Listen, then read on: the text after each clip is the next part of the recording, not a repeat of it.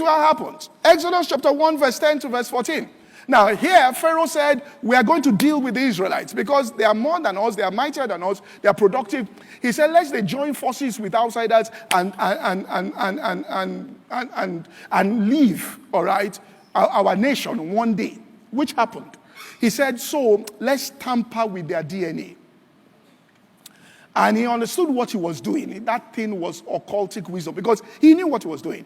That if we change the way they see themselves, it goes into your DNA. And the memory is passed through generations.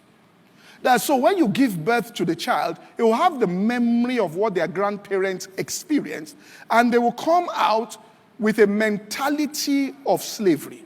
He knew it. So look at what he did. He said this. He said, come, let us deal wisely with them around the fall of war. Verse 11.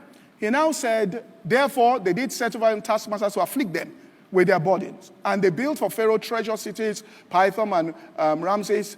But the more they afflicted them, the more they multiplied and grew. And then they were grieved by the children of Israel. Then they said, we'll increase it. And the Egyptians made the children of Israel to serve with rigor. And then they got them. And they made their lives bitter with hard bondage. You see, once you get bitter in life, you've lost it. No, I've told you, anything can happen on the outside, it mustn't get to your spirit. Listen to what I'm saying. It mustn't touch your spirit.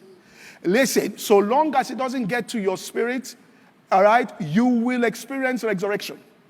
If you allow it to get into your spirit, death comes in. Revelations 8 verse 11, it tells us about the water, wormwood, which were bitter waters. All right, put it up, Revelation 8:11. And the name of the star was wormwood. A third of part of the waters became wormwood, and many men died of the waters because they were made what? Bitter.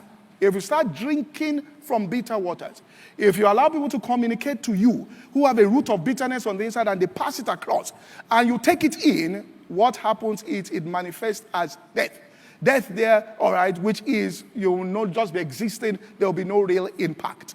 Now, when that kind of pressure comes, what are you supposed to do? All right? The Bible says, be slow to speak, be quick to hear, be slow to anger. The anger of man has never worked the plan of God.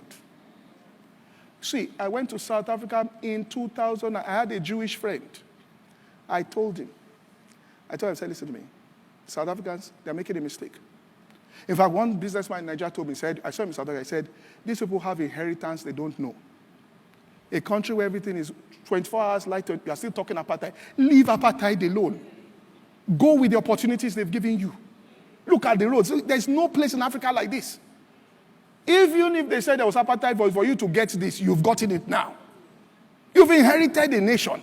Don't start talking about apartheid. Leave apartheid alone. This is a nation. Carry it. If you don't, they're having trouble now today. Leave it alone. If you go to some places in Africa, they will say that maybe the white man shouldn't have gone when he went. He should have waited for about 20 more years and helped us build.